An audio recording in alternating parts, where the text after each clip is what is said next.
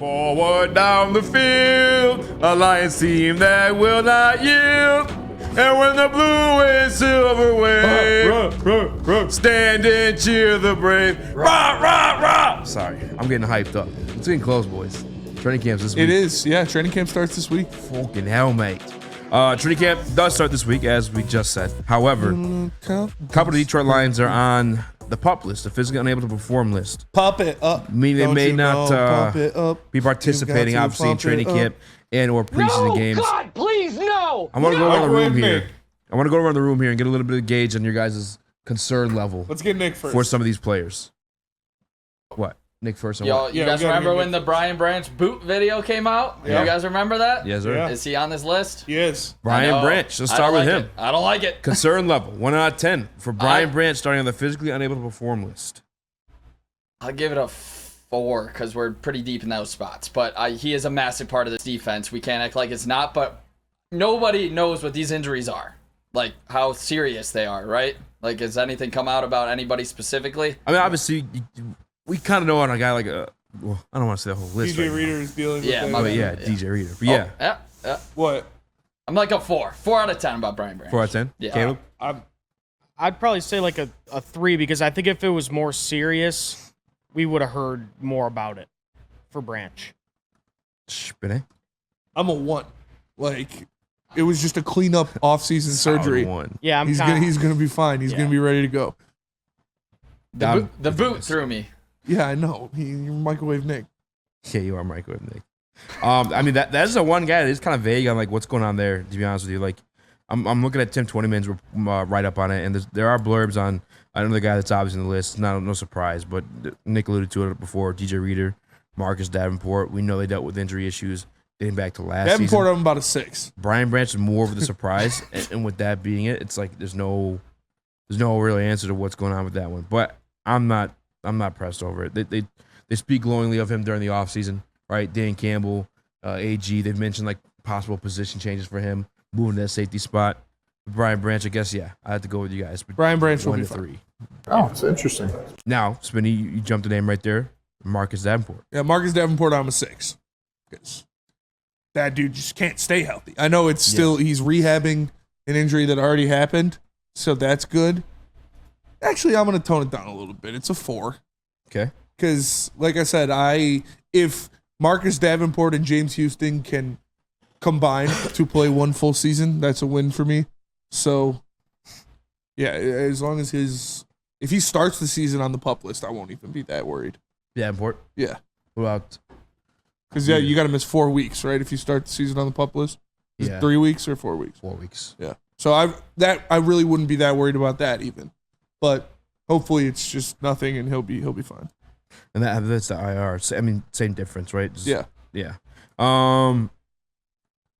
I guess like Davenport, I'm cool with it being a 6, maybe and or 7, just because on top of like not knowing if he's gonna be available consistently enough, like we just don't know what we're gonna get out of him. On top of that, like yeah, he's shown flashes in the pan, but like we don't know what he is on this team specifically. We've seen flashes in the pan from guys around this team previously with Charles Harris, the Quars. Romeo Quar had a 10-sack season once upon a time, so it's like a little bit concerned, yeah, just because again I've said it 3 times just during the last segment alone. Like this feels like the year, and that's the one position that I just feel like hasn't really been addressed properly. And I say properly because we just don't know what to expect with Marcus Davenport.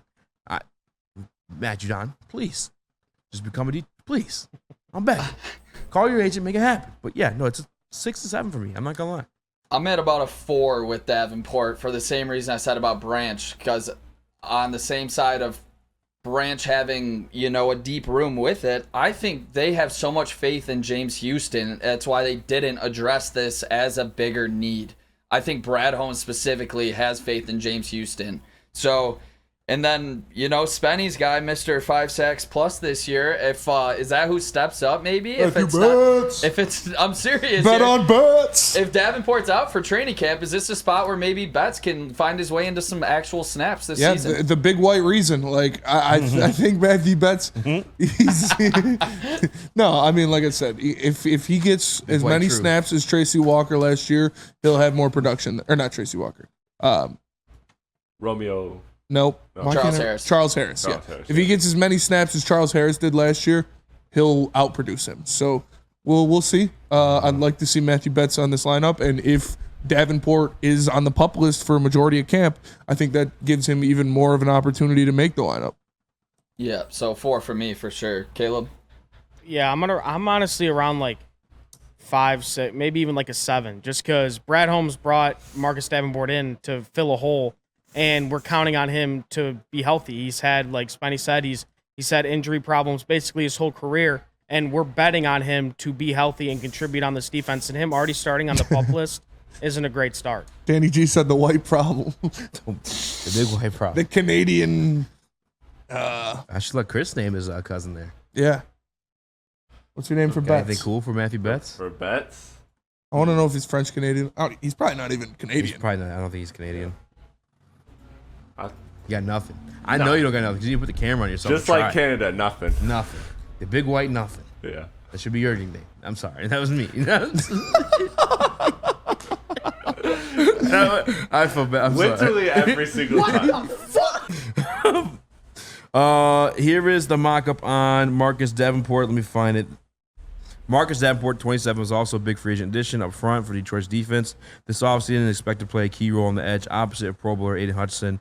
He's been rehabbing an ankle injury all spring that forced him to miss 13 games with Minnesota Vikings last year. 13 games, a lot of fucking games, bro.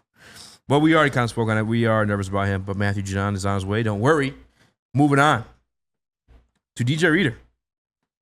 Not as much concern, but I would like I put it at a 4. The maybe Canadian company can kicker.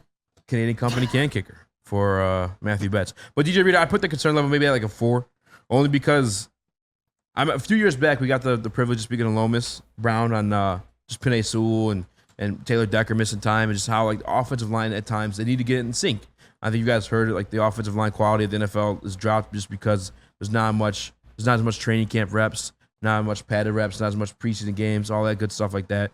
I think defensive line, in a similar way, you could look at the interior in that same light, like just knowing what the guy next to you is going to be offer, his tendencies, what he does best. Like you can feed off of those situations, or at least prepare for him and capitalize on what he offers on the other side of you. That's the only reason. I think he'll be back. He suffered a quad injury beforehand, and the follow-up season from that one was a Super Bowl berth for the Cincinnati Bengals. Yep. I'm going to go with a 5 here because he's missed a little bit of... You went with a 4.